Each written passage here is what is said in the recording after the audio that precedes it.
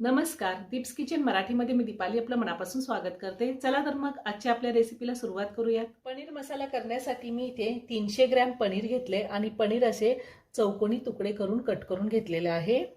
2 medium साइजच्या टोमॅटोची मी paste तयार करून घेतली आहे। टोमॅटो मधल्या बिया काढून त्यानंतर त्याची पेस्ट तयार केलेली आहे। 2 मीडियम साइजचे कांदे अगदी बारीक चिरून घेतलेत। कांदा बारीकच चिरून घ्यायचा आहे। एक ढोबळी मिरची असे स्क्वेअर कट करून घेतलेली आहे। 5 चमचे दही घेतले। दही आंबट घ्यायचं नाही आणि दही मी फेटून घेतलेलं आहे। थोडी कोथिंबीर स्वच्छ धुवून बारीक चिरून घेतलेली आहे।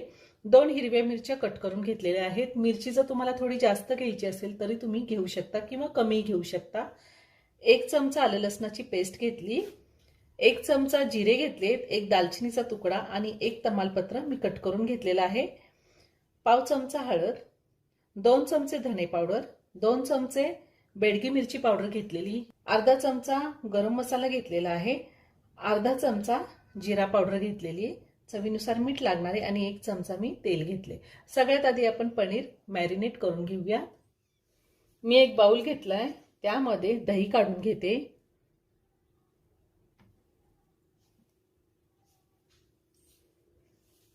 बेडगी मिरची पावडर मी यातली अर्धा चमचा बेडगी मिरची पावडर दह्यामध्ये घातली आणि अर्धा चमचा धने पावडर सुद्धा मी घालणार आहे। थोडं मीठ घालायचंय आणि 1 चमचा तेल। आता हे सगळं व्यवस्थित मिक्स करून घेते।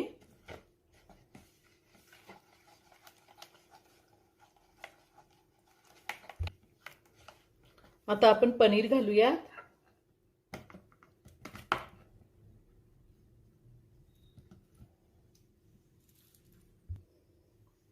पनीर आपण दह्यामध्ये सगळं व्यवस्थित मिक्स करून घेऊया।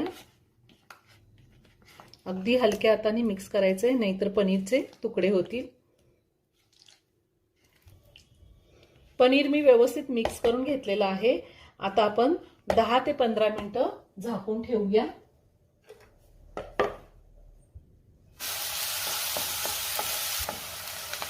कांद्याचा रंग थोडा चेंज झालाय। आता आपण त्यामध्ये आलं लसणाची पेस्ट घालूया आणि आलं लसणाचा कच्चा वास जाईपर्यंत आपल्याला ही पेस्ट परतून घ्यायची तेलामध्ये।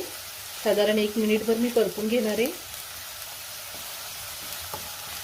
साधारण 1 मिनिटभर मी आलं लसणाची पेस्ट परतून घेतलेली आहे।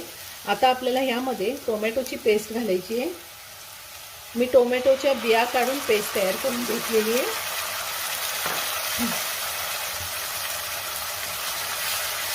आता तेल सुटेपर्यंत आपण टोमॅटोची पेस्ट व्यवस्थित परतून घेऊया, म्हणजे टोमॅटो व्यवस्थित शिजला जाईल। साधारण 2 मिनिटं मी परतून घेणार आहे। टोमॅटो मी व्यवस्थित परतून घेतलेला आहे। आता त्यामध्ये आपल्याला ढोबळी मिरची घालायची आहे आणि पुन्हा 2 मिनिटं ढोबळी मिरची आपल्याला परतून घ्यायची आहे, म्हणजे थोडी सॉफ्ट होईल। आपल्याला जास्त शिजवून नाही घ्यायची ढोबळी मिरची। 2 मिनिटं मी परतून घेणार आहे। 2 मिनिटं मी ढोबळी मिरची व्यवस्थित परतून घेतली। आता आपल्याला पावडर मसाले घालायचे।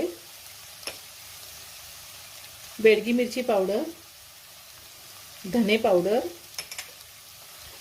गरम मसाला, जिरा पावडर, हळद। आता पुन्हा सगळं हे व्यवस्थित मिक्स करून घेऊया। पावडर मसाले मी सगळे व्यवस्थित मिक्स करून घेतलेले। आता त्यामध्ये थोडंसं पाणी घालणार आहे मी, जास्त नाही, अगदी थोडं पाणी घालायचं आपल्याला। अर्धा कप पाणी घातलेले आणि अजून 2 ते 3 मिनिटं मी हा मसाला व्यवस्थित शिजवून घेणार आहे। अजून थोडं पाणी घालते मी, म्हणजे मसाला करपणार नाही। आता साधारण 2 ते 3 मिनिटं हा मसाला मी तेल सुटेपर्यंत शिजवून घेणार आहे। साधारण 3 मिनिटं झालेले आहे। मी मसाला व्यवस्थित शिजवून घेतलेला आहे आणि छान तेल सुटलेलं आहे। आपल्याला ढोबळी मिरची जास्त शिजवायची नाहीये। तुम्हाला जर जास्त ढोबळी मिरची शिजवायची असेल तर थोडं पाणी घालून तुम्ही अजून 2 मिनिटं मसाला शिजवून घेऊ शकता। आता मी त्या मसाल्यामध्ये पनीर घालणार आहे.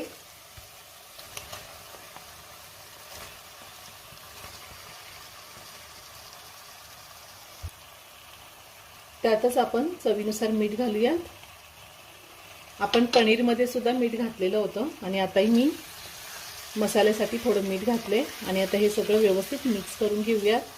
आपल्याकडे जर अचानक कोणी पाहुणे येणार असतील तर आपण हा पनीर मसाला झटपट करू शकतो. करायला अगदी सोपा आहे. आता हे सगळं व्यवस्थित मी मिक्स करून घेते. गॅसची फ्लेम लो ठेवलेली आहे. पनीर मी मसाल्यामध्ये व्यवस्थित मिक्स करून घेतलंय. आता ज्या भांड्यामध्ये आपण पनीर मॅरिनेट करायला ठेवलं होतं त्यात थोडंसं पाणी मी घालून ते पाणी आपण यामध्ये घालूया, म्हणजे थोडी भाजी लपथपीत होईल. आणि आता 2 मिनिटं हा पनीर मसाला मी असाच होऊन देणार आहे. 2 मिनिटं झालेली आहे. आपला पनीर मसाला तयार करून झालेला आहे. पनीर जास्त शिजवायचं नाहीतर ते रबरसारखं लागतं. त्यामुळे फक्त 2 मिनिटं मी शिजवून घेतले. वरतून थोडी कोथिंबीर घालूया. पुन्हा एकदा व्यवस्थित मिक्स करून घेते. आता मी पनीर मसाला एका प्लेटमध्ये काढून घेते. खूप छान झालेला आहे.